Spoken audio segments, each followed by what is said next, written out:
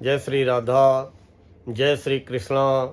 आप सभी प्रिय दर्शकों का हमारे चैनल आई एम एस्ट्रो गुरुजी में बहुत बहुत स्वागत है। प्रिय दर्शकों, आज चर्चा करेंगे वृष राशि की, टॉरस। वृष राशि वालों, आइए जानते हैं कि कल 18 मई को शाम को 5:15 पे होने वाला राहु और केतु का राशि परिवर्तन, उसमें भी विशेषकर केतु का राशि परिवर्तन आपकी राशि वृष अर्थात टॉरस के लिए कैसे परिणाम देने वाला है। प्रिय दर्शकों, राहु और केतु वक्री अवस्था में हमेशा रहते हैं। इनकी चाल हमेशा उल्टी होती है। अगर ये मीन राशि में है तो उल्टा लौट के कुंभ में आएंगे, कुंभ में है तो आगे जब परिवर्तन करेंगे तो उल्टा लौट के मकर में जाएंगे। तो ये पीछे की ओर चलते हैं, उल्टा इनकी चाल होती है। और ये एक राशि में 1.5 वर्ष तक लगभग विराजमान रहते हैं। छाया ग्रह हैं, इनका ना तो कोई दिन है ना इनकी कोई राशि है। लेकिन अगर ये मित्र के घर में होते हैं, मित्र की राशि में होते हैं तो अपने को ताकतवर महसूस करते हैं। ये व्यक्ति की चेतना पे, मानसिक स्थिति पे अप्रत्यक्ष रूप से असर डालने का कार्य करते हैं। केतु का प्रभाव क्या होता है जीवन में?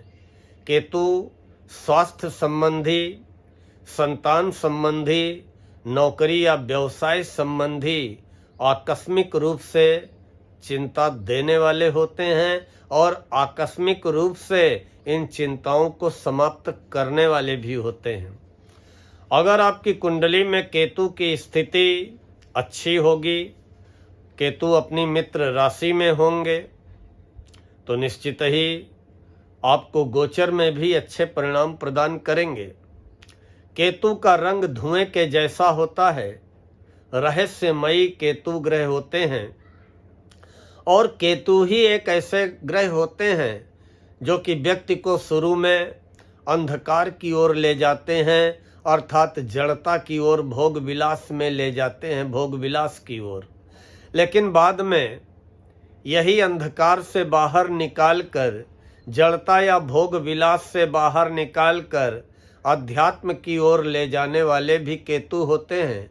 इसीलिए केतु को मोक्षदाता ग्रह भी कहा गया है कि केतु व्यक्ति को सच्चाई का आभास करा करके मन में वैराग्य की भावना को जन्म दे करके अंत में मोक्ष दिलाने का भी कार्य करते हैं।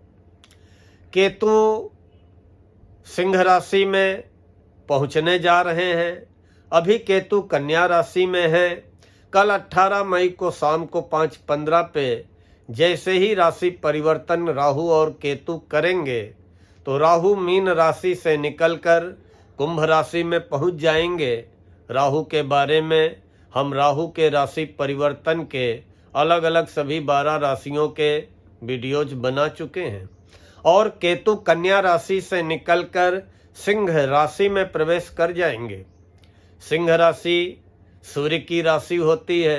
सूर्य और केतु में शत्रुता है। सिंह राशि में जब केतु पहुंचते हैं तो प्रभाव क्या होता है? सिंह राशि में केतु के रहने का प्रभाव कि केतु व्यक्ति को बातूनी बना देते हैं, मन में भय पैदा करते हैं, मन में असंतोष की भावना को जन्म देते हैं। वृष राशि वालों, आपकी राशि से केतु चौथे घर में आने जा रहे हैं। चौथा घर माँ का होता है, मन का होता है, भूमि का होता है, भवन का होता है, जमीन जायदाद का होता है, वाहन का होता है, पारिवारिक सुखों का होता है। चौथे घर को सुख का सागर कहा गया है। और केतु क्या करते हैं? केतु भ्रम की स्थिति, शक की स्थिति, गलत फहमी की स्थिति, इनको जन्म देने में बहुत माहिर है। केतु बड़े तुनुक मिजाज, घमंडी टाइप के ग्रह हैं। इसलिए घमंड करने से, गर्व करने से, तुनुक मिजाजी से, छणे रुष्टा छणे तुष्टा वाले स्वभाव से अपने आप को बचाना है। वृष राशि वालों, गोचर में चौथे केतु अच्छे नहीं माने गए हैं। गोचर में केतु तीसरे, छठे, 10वें, 11वें बड़े अच्छे परिणाम प्रदान करते हैं, लेकिन अब आपकी राशि से चौथे घर में आ रहे हैं तो आर्थिक परेशानियां जरूर पैदा करेंगे और आर्थिक परेशानियों के कारण घर परिवार में झंझट, कलह, विवाद व अशांति का वातावरण निर्मित होता है। आय आशानुरूप नहीं होती है। जैसी हम मन में आशा लगाए हैं अपनी आय को लेकर के, वैसी आय नहीं होती है। हाँ, उतनी आय जरूर होती है जितनी आपको ज़रूरत होगी। मतलब गुजारा करने योग्य आय जरूर होती है। मकान को लेकर के या वाहन को लेकर के मन में असंतोष पैदा होता है। या तो वाहन का मेंटेनेंस बार बार परेशान करता है, या नया वाहन खरीदने की इच्छा होते हुए भी नया वाहन लेने का वातावरण नहीं निर्मित हो पाता है, जिससे कि मन असंतुष्ट होता है, मन में असंतोष पैदा होता है। पारिवारिक सदस्यों के बीच अनावश्यक व्यर्थ की गलतफहमी, मिसअंडरस्टैंडिंग बढ़ती है। कभी कभी मन को लगता है कि हमें शांति की तलाश है, हमें ज़्यादा चिल्लपो शोर शराबा, तर्क वितर्क, वाद विवाद नहीं चाहिए। मन शांति की तलाश में भटकने लगता है और मन में शांति की कमी महसूस होती है।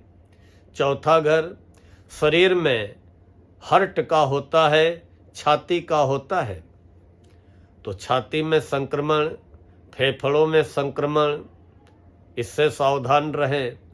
और जो हमारे वृष राशि वाले हार्ट पेशेंट हों, वो विशेष रूप से सावधानी बना करके चले, क्योंकि चौथे राहु फेफड़ों में संक्रमण की स्थिति पैदा करते हैं। और जब मन बेचैन होता है तो मन घर में कम लगता है, बाहर ज़्यादा लगता है। कभी कभी जब घर के बाहर निकलते हैं तो लगता है कि अब मानसिक शांति हमें ज़्यादा मिल रही है। पारिवारिक जिम्मेदारियों को निभाने में दिक्कतें आ सकती हैं, इसलिए गलतफहमी से बचें, मन को भ्रमित होने से बचाएं, अपनी जिम्मेदारियों का निर्वहन करते हुए आवेश में आने से बचें, धैर्य बना करके चले, क्योंकि राहु तो आपके धैर्य की परीक्षा लेगा और ये आपका काम है कि आप अपने धैर्य की परीक्षा में, मानसिक शांति की परीक्षा में उत्तीर्ण हो करके दिखाएं। वैसे वृष राशि वालों, आपकी राशि में चंद्रमा उच्च के होते हैं तो कम से कम मानसिक रूप से कहीं न कहीं आपके अंदर दृढ़ता है। इतनी जल्दी आप विचलित होने वाले नहीं हैं, लेकिन फिर भी केतु की ये उपस्थिति अगर व्यर्थ में पारिवारिक अशांति पैदा करे, व्यर्थ में मन को उदास करे, या व्यर्थ में मन को चिंतित करे, या वाहन को लेकर के, मकान को लेकर के कोई अवरोध या दिक्कतें खड़ी हों, तो नित्य कुत्तों को अवश्य खिलाते रहना। या जाड़े के दिनों में किसी धर्म स्थान में या किसी नीडी पर्सन को काला कंबल दान कर देना, या शनिवार को सतनजा दान कर देना, या गणपति बाबा की, गणेश जी की और भैरव बाबा की पूजा करते रहना।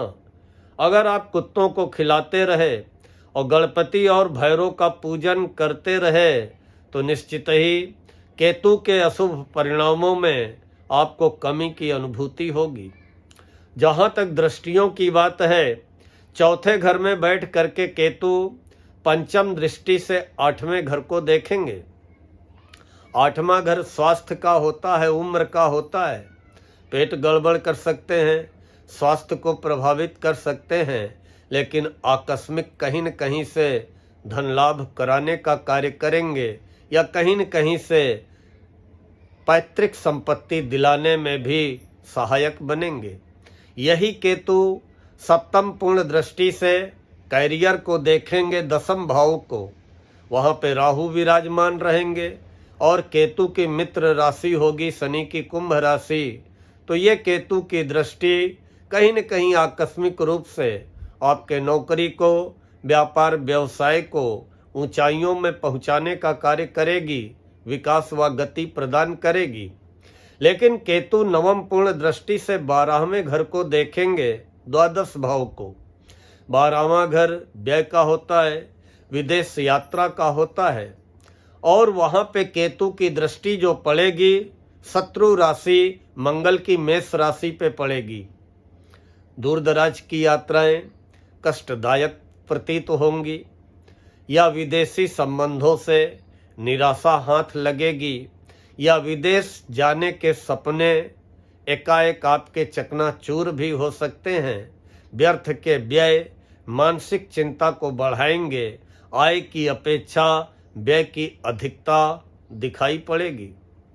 तो केतु का ये गोचर आपकी राशि से चौथे घर में होने वाला आपके लिए बहुत अनुकूल व शुभ परिणाम देने की स्थिति में नहीं रहेगा। इसलिए प्रतिदिन कुत्तों को खिलाते रहें। शनिवार को काली चीज, काले तिल, काले उड़द, सतनजा दान करते रहें या पक्षियों को चुगाते रहें, और साल में एक बार काला कंबल दान कर दें।